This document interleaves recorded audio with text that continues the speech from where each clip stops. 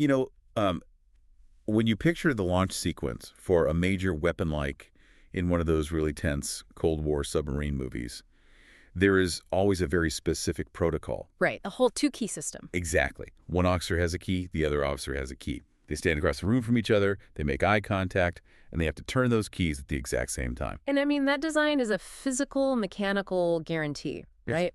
It ensures that no single human being can unilaterally make a decision of that magnitude. Yeah. It literally forces consensus. It prevents a rogue commander from just acting on a whim simply because the mechanism itself demands shared responsibility. But then you step out of the submarine and into the Oval Office, and you look at the history of how the United States actually goes to war, and suddenly you realize that one of those keys has been missing for a very long time. Or at the very least, one side figured out how to pick the lock. Right. Yeah. Exactly.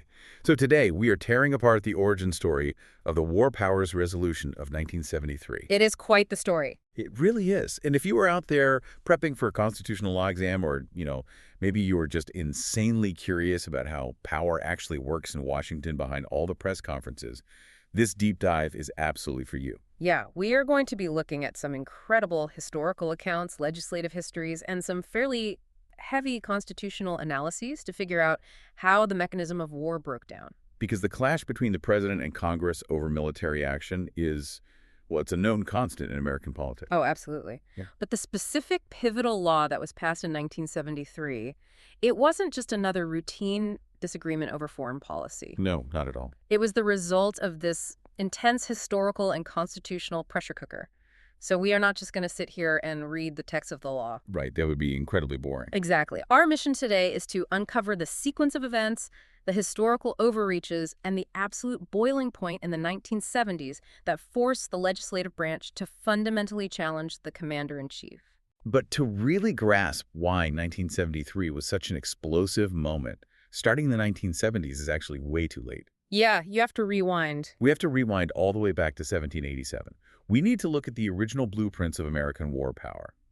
Because the framers of the Constitution were, well, they were terrified of a monarchy. They had just fought a brutal revolution against a king who could, plunge his entire nation into war on a whim. Right. So they divided the power to make war very carefully between the legislative and executive branches. And by doing that, they created what later legal scholars, and actually a 1973 committee report, would call a twilight zone of concurrent authority. A twilight zone. I love that phrasing. It's very accurate because the Constitution doesn't actually draw a perfectly bright line between who controls the military. It deliberately scrambles the responsibilities. Okay, let's unpack this. Because if we look at Article 1, Section 8 of the Constitution, Congress is handed a massive amount of authority. They don't just get some vague oversight role. They get the power to declare war. They can grant letters of marque and reprisal. And actually, I want to pause on that for a second because letters of marque sounds like something out of a pirate movie. What actually is that mechanism? Yeah, it is essentially state-sponsored privateering. Wow. You have to remember, in the 18th century, the United States didn't have a massive standing navy. So if we went to war, Congress had the power to issue legal documents, these letters of marque, to private merchant ship owners. Just regular citizens. Right. It gave those private citizens the legal right to arm their ships, attack enemy vessels, capture them, and bring them back to port to be sold in a prize court. That is wild to think about today. It was a crucial military power, and the founders gave it strictly to Congress, not the president. So Congress is literally licensing private citizens to commit acts of war. And their power doesn't stop there. Congress has the power to raise and support armies, but the Constitution places a very strict, explicit 2-year funding limit on that army. Yes, the 2-year limit is huge. They also have the power to provide and maintain a navy, to make rules for the government and regulation of those forces, and to provide for calling forth the militia. Congress basically holds the purse strings, the rule book, and the declarations. But then you turn to Article 2, Section 2, which outlines the executive branch. Right. And it states, quite simply, that the president shall be the commander-in-chief of the Army and Navy of the United States and of the militia of the several states when called into the actual service of the United States. That's it. That is it, a sweeping, overarching title. The contrast there is jarring. I mean, Congress gets this highly specific laundry list with fine print about funding limits, and the president just gets a grand title. Why did they design it this way? If Congress gets to build the army and pay for it, why give the president the command? Well, the founders recognized a practical reality. A deliberative body of hundreds of people cannot effectively lead a military campaign. Right, you can't govern a battlefield by committee. Exactly. You cannot have a legislature vote on daily tactics, nor can they react quickly enough if the nation is suddenly attacked.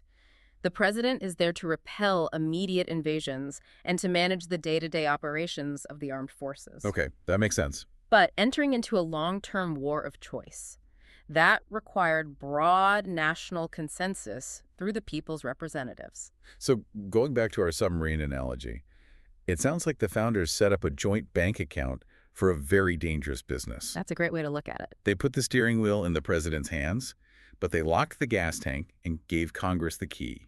If Congress doesn't want the war, they just stop paying for the gas. And that tension was entirely intentional. It was meant to require a supermajority to override a president or to force a president to constantly beg Congress for resources. It's a feature, not a bug. Exactly. But when you have overlapping responsibilities, when Congress provides the military but the president commands it, you inherently create friction. Ambition is baked into the system. You cannot leave a gray area in the highest levels of government and expect powerful leaders not to explore it. And ambitious leaders immediately started exploring it. I mean, the crisis of 1973 didn't just happen in a vacuum. Not at all. Presidents slowly began pushing the limits of that twilight zone, almost from the moment the ink on the Constitution was dry. And Congress pushed back just as hard. We see this play out over a century of friction. Yeah, there are some great historical examples of this. Let's look at the 1847 spot resolutions during the Mexican-American War. Abraham Lincoln was a young Whig representative in the House at the time.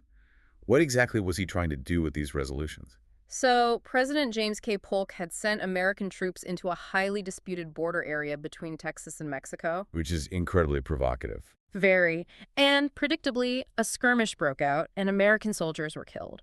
So Polk went to Congress and declared that Mexico had shed American blood upon the American soil. Ah. He used that as a pretext to demand a declaration of war.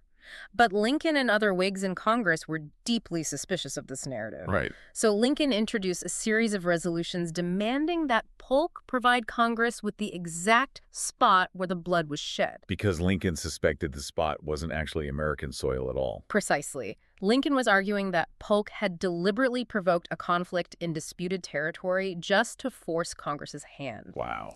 The mechanism of the spot resolutions was a demand for information to challenge the commander-in-chief's narrative. It was an early, very public attempt by the legislative branch to say, you do not get to unilaterally create a war and then force us to declare it. But the Mexican-American War happened anyway. It did. So the president's maneuver ultimately worked. And we see this friction escalate as the country grows. If we jump forward to World War I, President Woodrow Wilson wants to arm American merchant ships to protect them from German U-boats, right? And this is before the U.S. has officially entered the war. Yes, and Congress is terrified this will drag the country into a massive European conflict. So what do?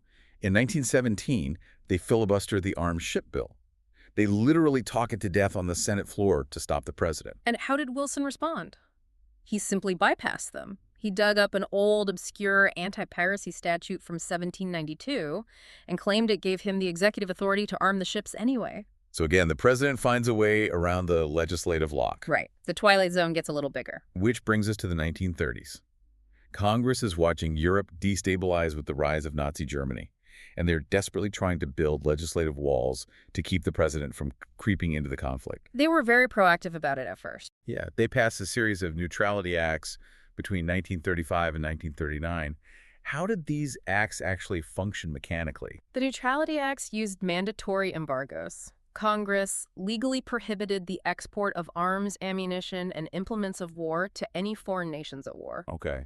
They were trying to legally bind the hands of the executive branch by making it a criminal offense to supply belligerents. And there was also the proposed Ludlow Amendment Right. during this same period, which is, I mean, it's just a staggering attempt to alter the Constitution itself. Oh, the Ludlow Amendment is fascinating. It proposed that the United States could not declare war without a national popular referendum, literally putting the question to a public vote, unless the U.S. was directly attacked first. Which is incredible to think about. Wait, a national popular vote to go to war? That would completely bypass both the president and Congress. It would, and it gained incredible traction because the anti-war sentiment was so high after World War I. President Franklin D. Roosevelt had to exert massive political pressure to defeat the Ludlow Amendment in the House. He argued it would completely cripple his ability to conduct foreign policy. And it's FDR who fundamentally shifts this dynamic. He really does. When we get to World War II, FDR is looking at the existential threat of the Axis powers, and he takes incredibly bold unilateral actions long before Congress officially declares war after Pearl Harbor. Right. We are talking about the Destroyers for Bases deal, where he just gave 50 U.S. Navy destroyers to the United Kingdom. He directed the U.S. Navy to protect British shipping vessels, effectively engaging in an undeclared naval war in the Atlantic. He even ordered the military occupation of Greenland and Iceland. Right, so how did he legally justify doing all of this without Congress? He relied heavily on his inherent powers as commander-in-chief. He argued that the defense of the United Kingdom was vital to the defense of the United States. So it was framed as defensive. Exactly. Therefore, deploying forces to Iceland or giving away destroyers wasn't making war, it was executing his Article II duty to defend a nation from an encroaching threat. And he utilized executive agreements rather than formal treaties, which bypassed the Senate's approval process entirely. Okay, here's where it gets really interesting. History, and frankly the American public, remembers FDR's actions before entering World War II as heroic necessities. Yes, absolutely. He is viewed as the savvy leader who recognized the evil of fascism and did whatever he had to do to stop it while tied down by an isolationist, stubborn Congress. Right. But structurally, from a purely constitutional standpoint, he was laying the groundwork for the exact executive overreach that would terrify Congress 3 decades later. What's fascinating here is the paradox of executive power. When a beloved president, during an existential, globally recognized crisis, acts unilaterally and is praised for it, the fabric of the Constitution stretches. Right, the boundaries shift. The boundaries of the twilight zone are pushed outward. The danger is that a precedent is set.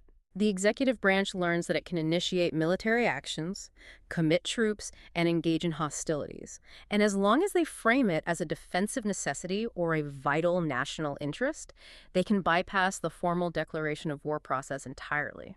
It's like you stretch the rubber band to save the world, but once it's stretched, it never quite snaps back to its original shape.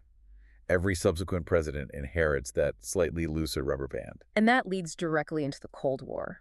The era that followed World War II wasn't about total war with a clear start and end date. It was about containment, proxy wars, and continuous global military engagement. Right. The Twilight Zone expanded from a legal concept into a global military posture. And it was the conflict in Southeast Asia that finally brought this centuries-long constitutional tension to an absolute boiling point. Because the immediate catalyst for the 1973 War Powers Resolution was the Vietnam War.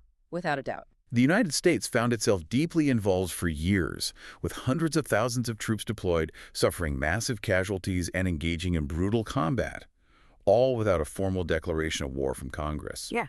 The initial escalation was authorized by the Gulf of Tonkin Resolution in 1964, which was essentially a blank check from Congress to President Lyndon B. Johnson. But as the war dragged on and became deeply unpopular, Congress felt trapped. Yet, while the broader war was a massive point of friction, the ultimate breaking point, the actual spark that ignited the powder keg, was a specific revelation. Right. It was the discovery that President Richard Nixon had been conducting a massive secret bombing campaign against Cambodia. This was known as Operation Menu, and we really need to emphasize the word secret here, because how does a president hide an entire bombing campaign in a sovereign nation from the United States Congress? It required a deliberate, systemic effort to falsify military records. They utilized a dual reporting system. The pilots flying the B-52 bombers were given the actual coordinates for targets inside Cambodia. But the radar operators and the official military logs recorded the strikes as having occurred inside South Vietnam. That is just, that is staggering. The administration actively lied to the congressional committees responsible for oversight and funding. So this wasn't just a matter of the president not picking up the phone to give Congress a heads up. The executive branch was forging official documents to hide the fact that they were expanding a war into a neutral country. Yes. When the New York Times finally broke the story and whistleblowers in the military came forward, what was the reaction in Congress? It was a profound institutional shock. For Congress, this completely transcended policy disagreements about Southeast Asia. It took a massive psychological toll. I can imagine. They realized that their constitutional authority wasn't just being bypassed, it was being actively subverted. Because if the president can run a secret bombing campaign in a sovereign nation, utilizing billions of dollars of taxpayer money without telling the people whose job it is to declare war and appropriate those funds, what power does Congress actually have left? Exactly. If we connect this to the bigger picture, it goes right back to the dual key system you mentioned earlier. Right. The president hadn't just used his key. He had picked the lock, emptied the bank account, and falsified the bank statements. That is a perfect way to describe it. Legal scholar Philip Bobbitt makes a really compelling argument regarding this era. Based on his analysis in the sources, he stated plainly that a democracy cannot tolerate secret policies. A democracy cannot tolerate secret policies. Why? Because secrecy inherently protects the government from the voters. Exactly. Secret policies fundamentally undermine the legitimacy of governmental action. If the public and their elected representatives are kept entirely in the dark about military actions, the foundational consent of the governed is destroyed. Right, the whole system breaks down. A republic relies on transparency to function. When the executive branch applies lethal force on a global scale entirely in the shadows, it ceases to be a democratic action. If you're listening to this, just put yourself in the shoes of a citizen or a junior senator at that time. You wake up, open the newspaper, and find out your country has been carpet bombing another nation for months. Yeah. It shatters the illusion of democratic oversight. It forces the realization that the machinery of war is operating entirely on its own. The leak of the Cambodia bombings was the moment the legislative branch realized the Twilight Zone had become a black hole. Their Article 1 powers were just gone. So they had to act. They had to fight back, not just to end the conflict in Vietnam, but for their own institutional survival. But Congress didn't just snap their fingers and draft the 1973 resolution overnight. The revelation of the bombings triggered a massive, multi-year legislative avalanche. It's a long process. Congress tried to claw back power piece by piece, building a framework of resistance. In 1970, we see the McGovern-Hatfield Amendment. How did they try to use that to stop Nixon? The McGovern-Hatfield Amendment was an attempt to use the ultimate article, the power of the purse. Okay. It proposed legally capping the number of U.S. troops in Vietnam and forcing a total withdrawal by literally cutting off the funding to pay for the deployment after a specific date. Wait, but if Congress controls the money, why didn't that just work? Why did they need a whole new resolution later? Couldn't they just say the war is defunded as of Friday? You would think so, but because of the brutal political reality of war, it's not that simple. Opponents of the amendment argued that cutting off funding would mean abandoning American troops in the field. Oh, wow. Right, leaving them without ammunition or support while under fire. No politician wants to be accused of defunding the soldiers. Of course not. And Nixon understood this leverage perfectly. As long as troops were deployed, Congress felt morally and politically obligated to fund their protection. So the power of the purse is actually incredibly difficult to use once the shooting starts. That makes total sense. A very blunt instrument. So Congress tries other tactics. Also in 1970, they passed the Cooper-Church Amendment, which specifically aims to restrict funding for U.S. ground operations in Cambodia. Yeah. And then in 1971, they take a huge symbolic step. They officially repeal the Gulf of Tonkin Resolution. Yes. They revoke the blank check they gave LBJ back in 1964. But Nixon's response to the repeal of the Tonkin Gulf Resolution was essentially a shrug. Really? Yeah, his administration argued that they didn't need the resolution anyway. They claimed the president's inherent authority as commander-in-chief under Article 2 was sufficient to continue the war to protect American troops as they withdrew. It is a terrifying legal loop. It really is. The president sends troops into danger using a congressional resolution. Congress revokes the resolution, and the president says, well, the troops are in danger now, so my Article 2 powers allow me to keep fighting to protect them. It's a self-justifying war machine. Which is exactly why the legislative avalanche continued. In 1973, Congress passed the Case-Church Amendment, which finally cut off all funds for U.S. military involvement in Vietnam, Laos, and Cambodia. Right. This cascade of legislation demonstrates a Congress that is waking up, flexing its muscles, and trying to build fences around the executive branch. And all of this momentum culminates in the main event. Democratic Congressman Clement Zablocki, representing Wisconsin's 4th District, introduces House Joint Resolution 542. The big one. This is the bill that will become the War Powers Resolution. And the composition of the support for this bill is crucial. It wasn't just liberal anti-war Democrats taking a shot at a Republican president. No, not at all. It had deep bipartisan support. Right. And importantly, it was famously co-sponsored by a significant number of U.S. military veterans serving in Congress. Think about that for a second. This wasn't a group of politicians sitting safely in Washington philosophically debating the Constitution. Right. These were military veterans, people who had worn the uniform, who understood the grim reality of combat, and they were the ones standing up saying, we need stricter rules on how our troops are sent into harm's way. That detail really underscores the impartiality of the historical moment.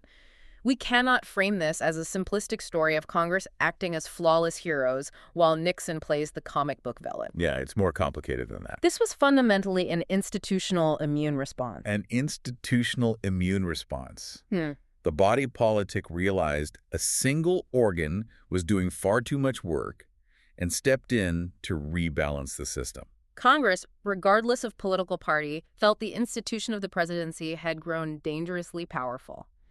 The executive branch had accumulated so much unchecked authority over decades, from FDR through the Cold War to Vietnam, that the legislative branch felt compelled to act collectively to restore the balance intended by the framers. It was about protecting the legislative institution itself. Exactly. So Congress builds this bipartisan coalition, backed by veterans. They have the momentum.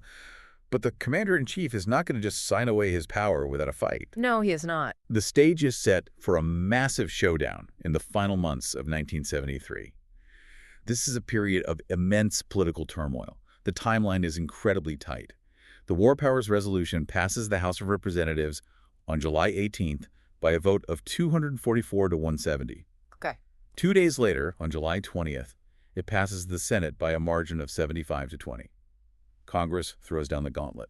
But President Nixon views the legislation as a direct assault on the constitutional authority of his office, and he communicates his opposition in a highly theatrical manner. How so? Well, Representative Gerald R. Ford, who would soon become vice president and then president, stands up on the floor of the House and reads a telegram aloud. A telegram from President Nixon directly to Congress. He didn't just issue a press release. He sent a telegram to be read on the floor, warning Congress that he would veto the legislation because it contained dangerous and unconstitutional restrictions. Right. He isn't arguing policy. He's claiming the law violates the foundational law of the land. And on October 24th, 1973, Nixon follows through and vetoes the bill. But the timing here is critical. The fall of 1973 is the height of the Watergate scandal. Oh, right. Just days before Nixon's veto, the Saturday Night Massacre occurred, where Nixon fired the special prosecutor investigating him, leading to the resignations of the Attorney General and Deputy Attorney General. So his approval ratings are tanking. Nixon's political capital was entirely destroyed. Which explains how Congress was able to pull off what happened next. Well, On November 7th, 1973, Congress strikes back.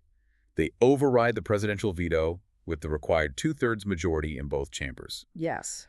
The House votes to override 284 to 135, and the Senate votes to override 75 to 18.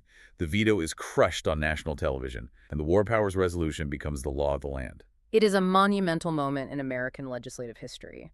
But we really must pause and deeply analyze Nixon's argument. Okay, let's do that. Why did he call the resolution unconstitutional? It wasn't just desperate rhetoric from a weakened president. It was based on a very specific, fiercely defended reading of Article 2. Okay, let's unpack Nixon's perspective, because to understand the modern presidency, we have to treat his constitutional defense with academic respect. What did the War Powers Resolution actually do mechanically? It essentially put a ticking clock on the president. Right. It requires the president to formally notify Congress within 48 hours of committing armed forces to military action. Then, it forbids those forces from remaining in combat for more than 60 days, with an additional 30-day withdrawal period, unless Congress explicitly grants authorization or declares war. And from the executive's point of view, restricting the commander-in-chief to an arbitrary 60-day statutory clock fundamentally infringes on his Article 2 duties. Because it limits his command. Right. The president's explicit constitutional job is to lead the armed forces and defend the nation.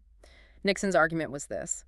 What if a military operation vital to national security takes 65 days? If Congress simply refuses to hold a vote, if they just go on recess, the president is legally forced by this statute to abandon the mission.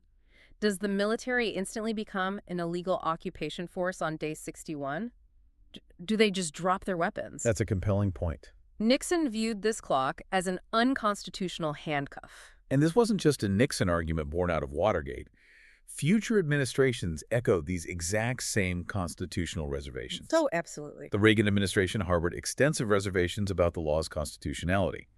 The legal advisor to the State Department at the time, Abraham Sofair, argued that the resolution's deadlines create unwise limitations on presidential authority. The Reagan administration also argued the law shouldn't apply to anti-terrorist operations, viewing those more like international law enforcement than state-on-state hostilities. Right. The core executive argument remains constant to this day. Article 2 grants the president inherent dynamic authority to deploy troops. That article I cannot simply legislate away with a stopwatch. So what does this all mean? Congress wins the vote, the veto is crushed, the law goes into effect. Did they successfully put the genie back in the bottle? Did they solve the Twilight Zone problem? No. Passing the law didn't erase the gray area. It just dropped a highly controversial set of rules right into the middle of it. Wow. And it ignited a deep constitutional debate over whether the law itself is actually legal.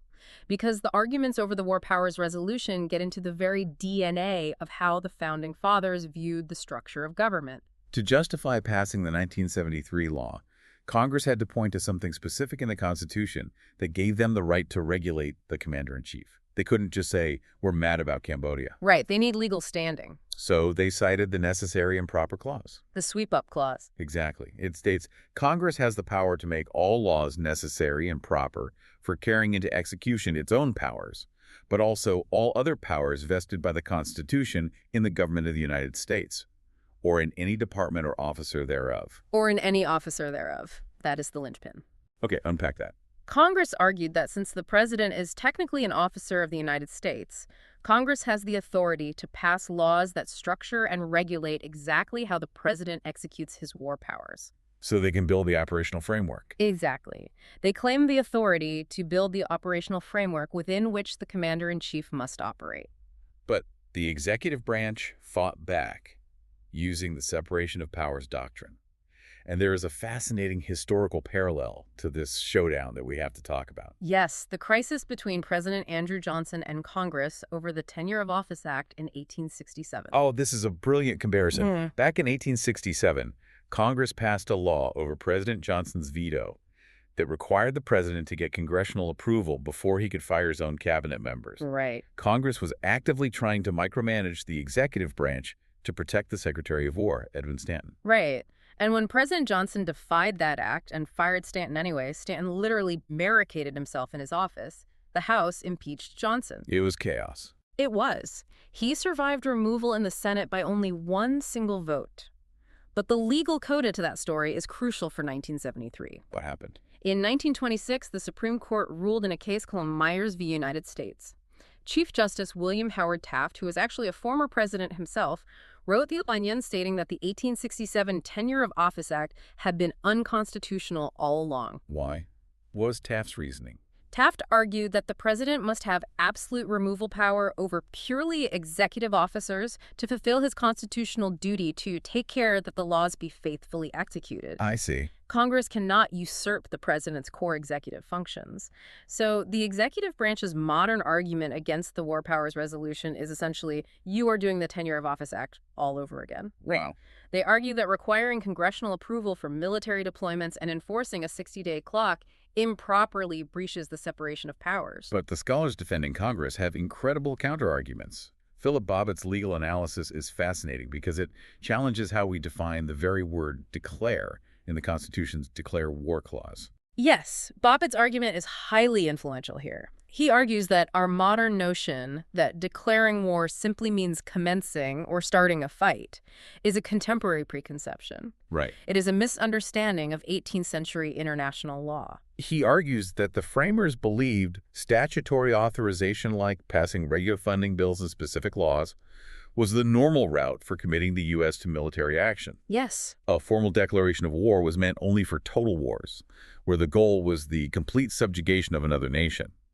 It was a legal announcement to neutral countries, not a prerequisite for pulling a trigger. And he cites the history of the quasi-war with France from 1798 to 1800. Oh, right. This was a significant, bloody naval conflict authorized by Congress through a series of specific statutes. They authorized the capturing of French ships, the arming of merchantmen. But they never formally declared war. Exactly. Congress never formally issued a declaration of war against France, yet the Supreme Court at the time recognized it as a fully constitutional, legally authorized conflict. So Bobbitt's point is that constitutional powers are linked and sequenced. Congress structures the armed forces by passing laws and appropriating money, and the president commands what Congress builds. Correct. Therefore, we shouldn't fetishize the formal act of declaring war. The statutory controls, like the reporting requirements and clocks in the War Powers Resolution, are completely in line with how the founders intended Congress to regulate conflict. And this raises an important question about the physical reality of the military the founders envisioned versus the military that exists today. And this might be the most revealing detail regarding why the system broke down. Let's hear it. We have to look at the specific constitutional wording regarding the Army versus the Navy. Yes, the Constitution authorizes Congress to provide and maintain a Navy. The word maintain implies permanence. A Navy is expensive. Wooden ships take years to build. A Navy was a permanent fixture of national defense to protect shipping and the coasts. But when it comes to the land forces, the Constitution only authorizes Congress to raise and support an army. Raise, not maintain. Right. And it explicitly slaps a strict 2-year limit on any funding for it. The founders envisioned fighting land wars largely the way they fought the Revolution. How so? You rely on state militias, and if a major crisis happens, Congress raises a continental army from scratch and disbands it the moment the crisis is over. Because they were absolutely terrified of a permanent standing army. They remembered King George III quartering troops in their homes. To the founders, a massive standing army wasn't a tool of defense. It was what tyrants used to oppress their own people.